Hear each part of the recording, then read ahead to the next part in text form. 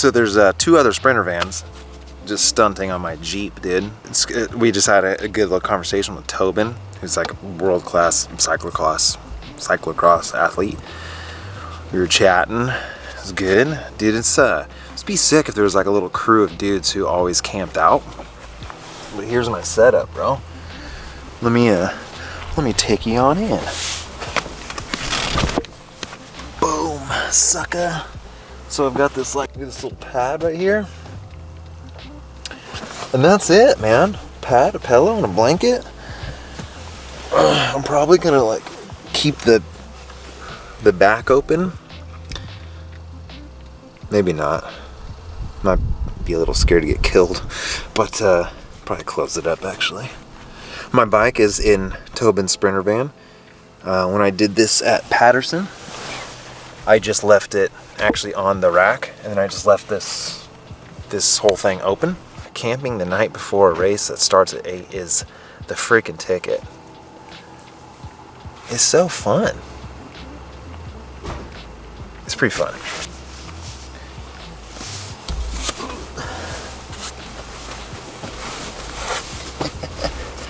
Good night, dude. Good night, bro.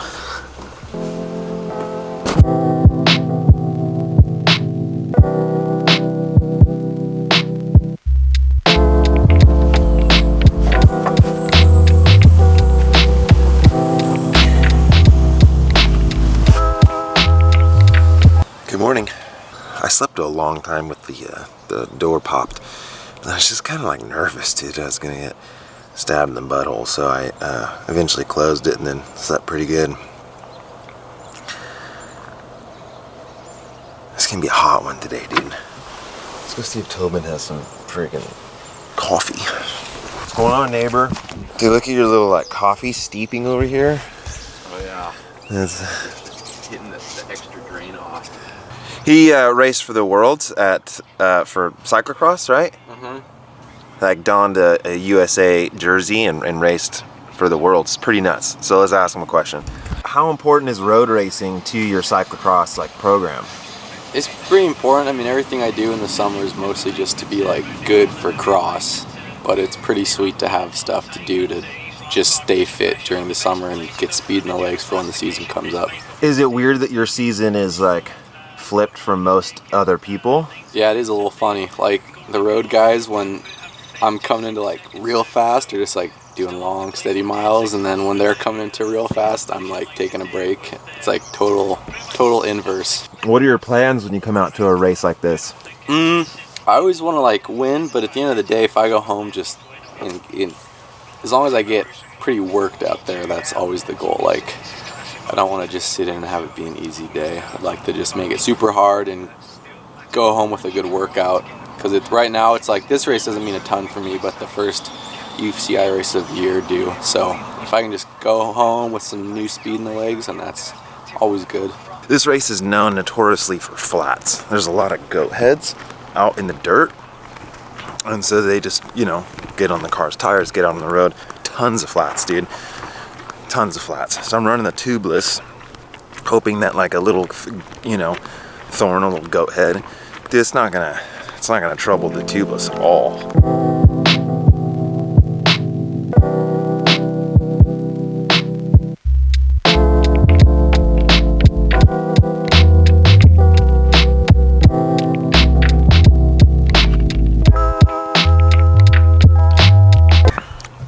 I really wanted to get some sick drone shots.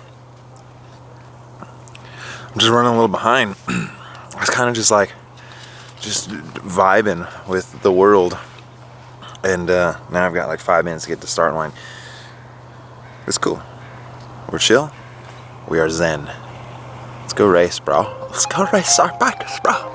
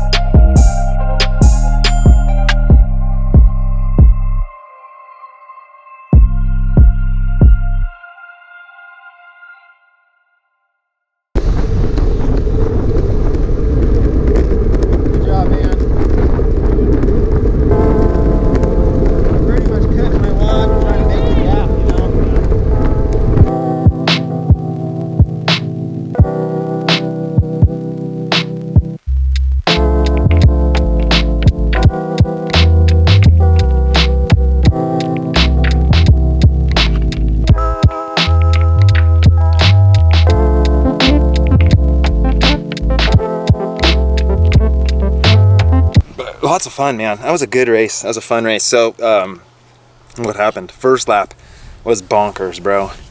I'll probably post the entire first lap because I recorded the whole thing. But it was just like my goal was to get into a break. I wanted a day-long break. That's what I wanted. And boy, I tried. Like I didn't make it. A break went just at the end of lap 1. There was 3 guys, and it was the right makeup. If it had a Specialized in it, they would have stayed away for sure. But I think 2 of the guys at Mike's Bikes and the Tarun, they flatted. If they hadn't flatted and left the Olympic Club guy out there by himself, dude, I think it would have stayed away. It was like, dude, I think I probably tried to go with like 10 moves. Like I really, really tried to make the break the first lap. Once it got away, it was just like pretty much just hang out. And then there was a little kickaroony, I think, on the 3rd lap. On the last lap, we sort of, like I was trying to maybe look for a move. There was a couple little splits. And then on the last like 5 miles, I just knew that I didn't have it in my legs to like, well, obviously I'm not a sprinter, but I just, snapping wasn't feeling good. I burned a lot of matches, and so then I just like freaking got out and they let me go. I was going so hard, dude. I was going so hard. A Tarun bridged to me, and I was like, oh, dude, I think we might be able to do something. I almost though think that if he had not bridged to me, I might have had a better chance. That was not as threatening. Like me by myself is not as threatening as me and a Tarun. Specialized, dude. Justin said that he really pushed it to bring me back, and same thing with Chaz. Assholes.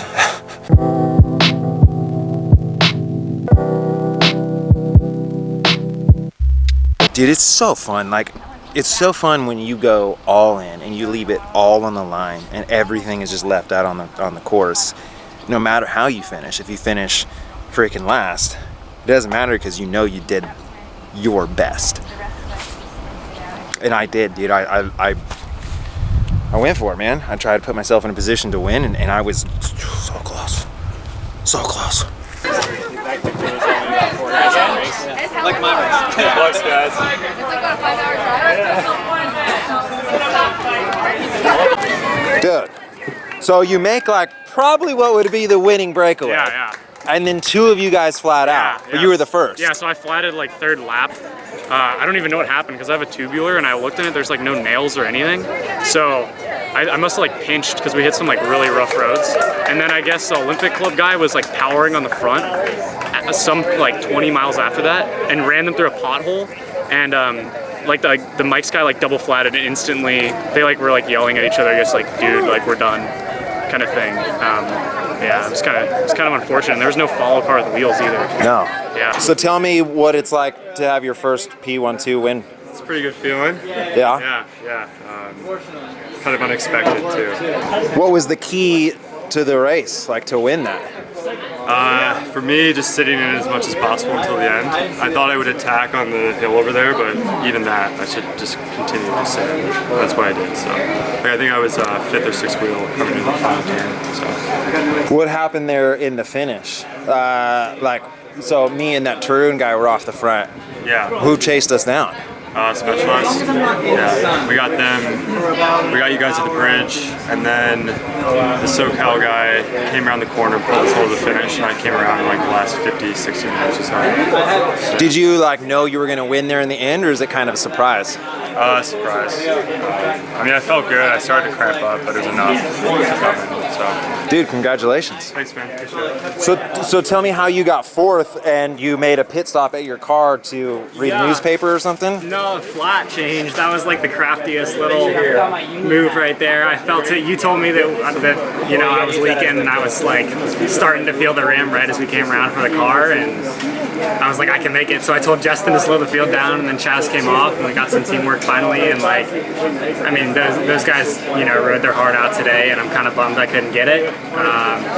But Chris had an awesome jump, and I mean, yeah, it was a good race all around. I'm just lucky, like my race wasn't over in the first lap, and I made it back on. So How much did team tactics play in this race? I mean, I think it was everything. Like, normally in a race like this, there's so much like break, catch, you know, and everybody's burning matches, everybody's jumping over the most random moves, and Justin was like, just sit in the back, like, just rest. I will not let it go away, and that was huge, you know, for him. Like, just took all the pressure off my shoulders, and then I could give it everything in the sprint, and I just went a little too early and kind of blew it, but yeah.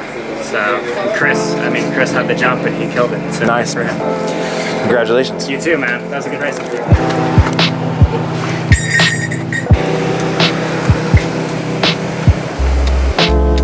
Thank you. Ready?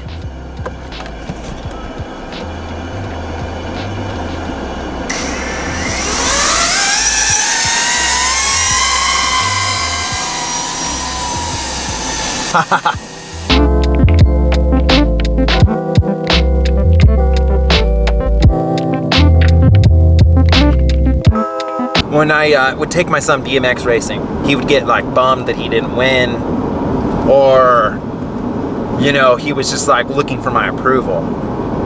And I always told him, like, dude, honestly, to me, it does not matter if you win or lose. Just try. Just try, you know? Like, do something. Send it, bro. Don't be silly. And see what happens. And there was one time where, dude, he gave it everything. Like, I had never seen him ride so hard, so fast, and he got last. But I know that he was trying his hardest. And I was more proud of him then than when he won a race. Why do I say that? Why do I say that story? The reason is that today, dude, I honestly rode my dick off. I sent it, bro. On the last 5 miles, pinned it, got a little gap.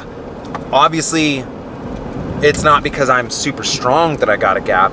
They let me go because it's not really threatening. You know what I mean? It was a tall order to stay away because you had 3 teams willing to chase. Getting into an opportunity to win a race is very difficult to do. And I did that, dude. I got that opportunity. I didn't seize the opportunity, but I gave it my all. So there's nothing I can be, I have no excuse, because there's no excuse, right? There was just, I had a freaking blast riding. I had a blast camping out.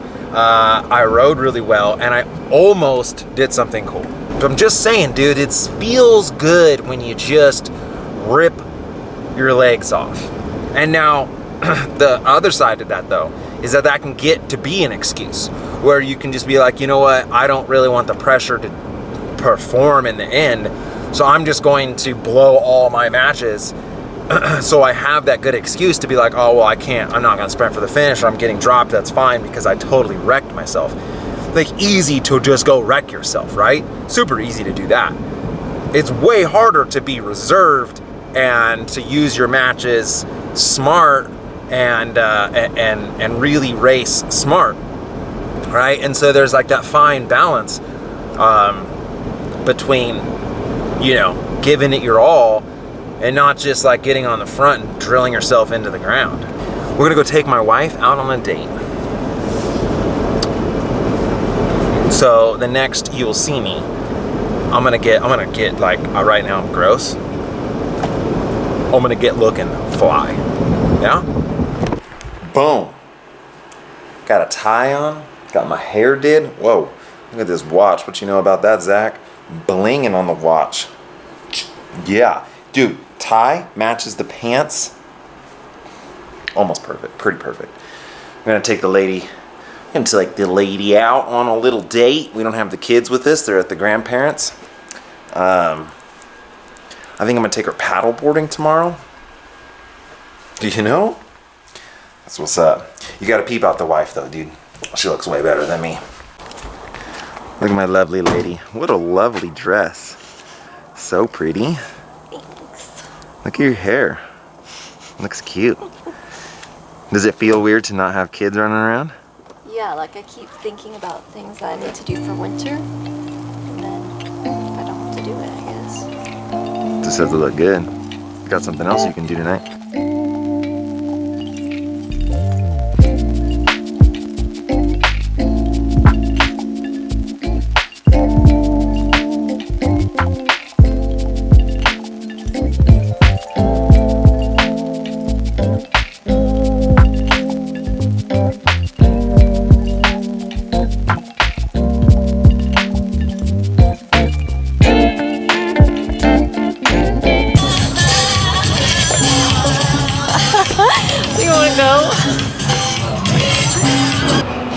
I'm a for sure like Instagram husband right now.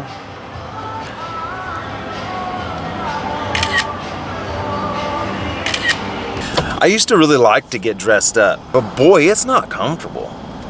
Like a t-shirt and shorts is significantly more comfortable than this like super tight shirt, tight pants, tight underwear. If it's just comfortable wise, I mean, I'm glad we like did something different. But I'm trying to swan dive back into my watermelon shorts. Yeah.